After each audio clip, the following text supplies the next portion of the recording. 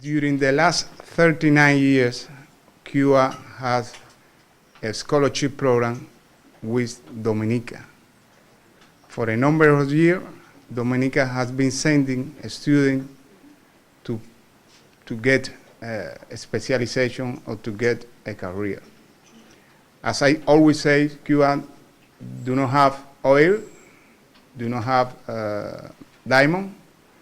We have the capacity to prepare human research.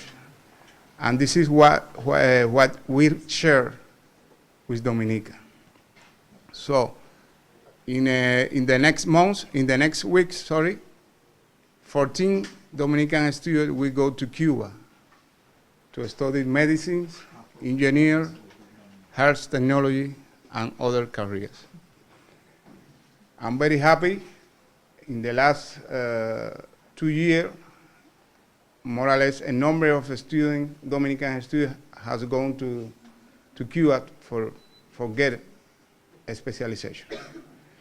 So, as I always say, tell us, Dominica, in what way we can help, and we will do it.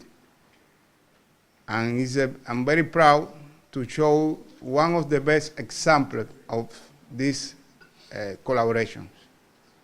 The Minister of Health, Dr. Kenneth Darrow.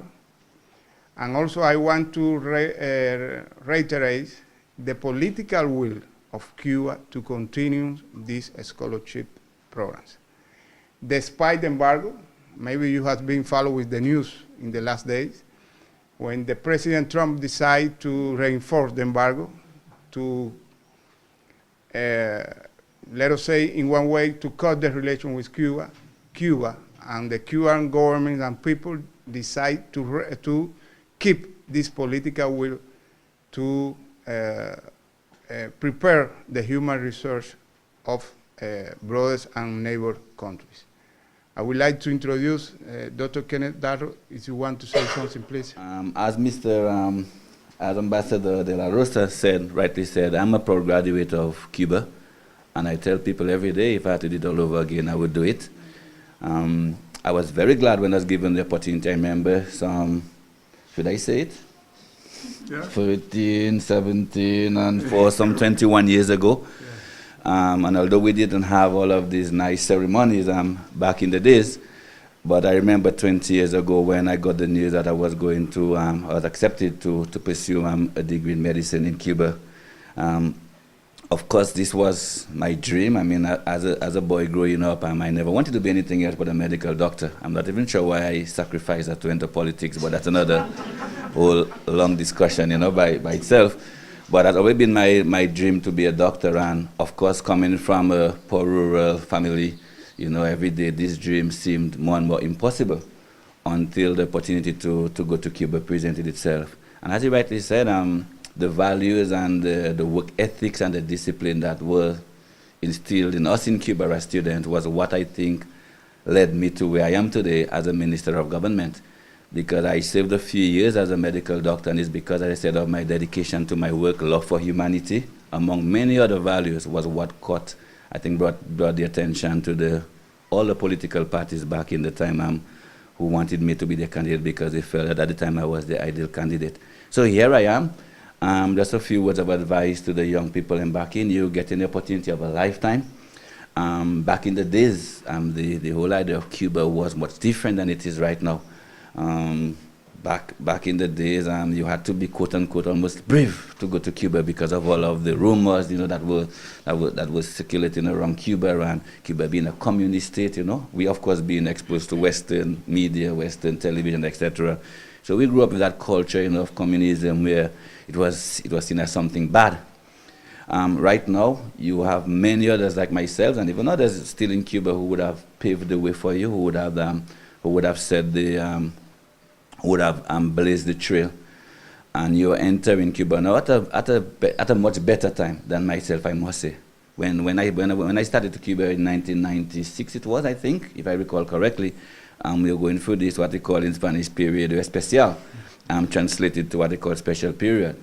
And it was just after when the fall of communism in Russia, Russia, of course, being Cuba's biggest aid donor at the time. So you can imagine the difficulties that they had in Cuba. Of course, we're not saying that Cuba is still with its little difficulties, difficulties especially with the trade embargo that the ambassador spoke about. But things are much more better. You're going to enter an ultra-modern school, at least in your first 2 years, at the School of Latin American Medicine, right in the capital of Havana. It wasn't like me that I got posted to Sancti Spiritus, which is a countryside, although I did enjoy it. But you go into the capital city of Havana, and Havana you will see can compare to any modern metropolitan city anywhere in the world. As it pertains to Cuba, Mr. Ambassador, you mentioned, of course, the change of administration in the U.S. We're really hoping and praying that this doesn't change much. We know that President Obama started some sort of set America on the path to reconciliation with their neighbor to the south. Of course, we're yet to see what's going to happen with the new Republican president, President Donald Trump. But we're really hoping that all the good work that President Obama has started, that it doesn't disappear overnight again. And we really want to wish the Cuban government and people well. We want to wish you well in your relationship, in your relations with your neighbor, powerful neighbor to the north. And we also want to thank you. I think it would be remiss of me if I leave without thanking the Cuban government for reaching out to small island developing states like ours with very small, fragile economies. I tell people from a personal point of view, where else would my parents find hundreds of thousands of dollars, to allow me to achieve my lifelong dream of becoming a medical doctor? And we really want to thank your government, in spite of the challenges that you had, still having, that every year you have honored your commitment in allowing our young people to pursue tertiary education, medicine, and otherwise. As we speak, as Ambassador also said, as we speak, we have close to a dozen or so of our students specializing in Cuba. Of course, this is all in an effort to boost our health service, our health product. We know that we've started a new hospital, well underway. Things are going okay for now. And then we have a new modern equipment, but we also need to ensure that the human resource part of it is taken care of. So we have a number of our students right now specializing. Some would be finishing this year, some would have finished. Others, I think 2 or 4 more should be going in this school year into new specialties. So it means that our people will now have to travel less and less to neighboring islands, etc., for particular subspecialties. So, Mr. Ambassador, on behalf of the people and government, of course, and people of the Commonwealth of Dominica, I really want to thank you. I'm sure the Minister of Education will also lend his voice. And also on behalf of my constituents, because every year 1 or 2 of my constituents also try my best to ensure that a few of them, get this opportunity to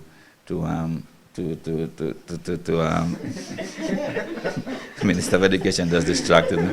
Okay, but few of my constituents also the opportunity also to pursue tertiary education. So once again, on behalf of all of us, the family, the friends, parents, and of course myself as a Dominican, really want to thank the Cuban government for continuing to assist us, especially in the area of education and of course health. Thank you very much. And good. Must say that this is the time of year when, for me, I'm all over Dominica. I always say it's the most challenging period in any calendar year when we have all of these graduations. But for you, this is commencement for you. And back in 1978, when Dominica established relations with the Republic of Cuba, many had misgivings. And as you heard Dr. Daru rightly speak to the fact that at that time, and just following that period, we were made to believe that the monster of communism would not yield any good thing for us here in Dominica.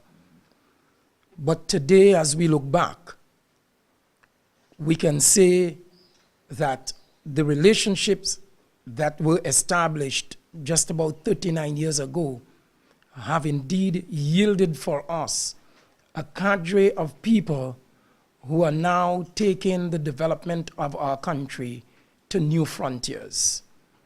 And as Ambassador said, one sharp product of that relationship is the Minister for Health, who is here with us. The relationship that was forged was premised on the development of our human resource capacity. From 1978, the people and government of Cuba have assisted in a manner that we are not, it's immeasurable. We cannot quantify it in terms of dollars and cents. And evidence of that is the fact that if one goes around Dominica today, in practically every one of our health districts, in every education district, and in every major institution around Dominica, you will find a Cuban graduate. And so, Ambassador, we will be eternally thankful to your government and people for the contribution that they have made to our national development, because significantly, the development of any economy, any country, is premised solely on the exploitation of our human resource capacity. And that is why you, the young people who have been selected to do your course of study in Cuba, in medicine, veterinary science, engineering, whatever field, you should count yourself as being extremely fortunate. Think with me, a few years ago, pre-2000, that it was just a handful of young Dominicans who were afforded the opportunity to study at a university. Today, we have programs in place that address the education of our young people. And this program is just one of the many that we have within the Ministry of Education and the government of Dominica. We have pursued an aggressive program that addresses the needs of our people, the education needs of our people. And in fact, Dr. Daru, I think it was 2 years ago, a decision was taken by Cuba to expand the program so that rather than sending out 5 or 6 students to study in Cuba, today we are sending out 14, if I'm not mistaken. So we have 14 young Dominicans, and of course some who have already completed their programs and are going out to specialize, and that is significant because while we're expending millions of dollars developing the national hospital and ensuring that we take the health of our people to the next level, it is important that we not just focus on infrastructural development, but that we have the skill sets that are required to deliver quality health to the nationals of our country. As you go, there will be challenges, and I don't want you to fool yourselves. There will be challenges, and you heard Dr. Daru, who was exposed to the situation in Cuba, speak to some of the challenges. But I want you to just bear in mind that the average medical program would cost a Dominican family roughly 300,000 EC dollars. Here it is, you've been selected to do this program. It means that the government and people of Cuba, the government of Dominica is investing roughly 300,000 EC dollars to educate you. So that I want you to go out there and be serious about what you do. Now, please understand that you're not going on a joy ride. Of course, there has to be fun because they've made me to believe that all work and no play makes Jack or Jacqueline a dull boy or girl. But in the midst of your explorations, be cognizant that be aware that the only reason or the primary reason for you being selected to do this program is that you can go out there, do well, and come back to your country and assist in our national development. Again, let me say that over the years, this relationship has been premised on ensuring that we develop and fully exploit our human resource capacity. And Ambassador, on behalf of the government and people of Dominica, the parents, the proud parents of these students, and the 14 students who have been awarded the scholarships, I want to express the profound gratitude to you, Ambassador, and the government and people of Cuba. And I can only hope that this relationship will continue to strengthen and grow over the years. And please convey our profound gratitude to your government. And I give you the assurance that the government of Dominica, led by Roosevelt Skerrit, and of course with people like a graduate from Cuba, Dr. Daru, we will ensure that we support Cuba in its venture, in its quest to be recognized as an equal partner in the global marketplace. Let me just conclude by saying to you, I do not have the luxury of being able to speak like Dr. Daru, so I cannot speak to my constituents going out to Cuba this year or last year. But I can speak to the wider constituency of Dominica, that whether you are from Penville, Grand Bay, Petite Savanne, or Collioure, you are a Dominican. Go out there. Do your parents proud. Make Dominica proud, so that when we visit Cuba, we will be able to convince the Cuban authorities that by your performance, Dominica is qualified for an increased quota of students who will be studying next year and the years to come. Thank you very much, and may God bless you in your endeavors. First, it's important that we have been doing with Dominica, but it's more important that we are going to do with Dominica. We are ready to work together with the Dominica in order to beat a better Dominica.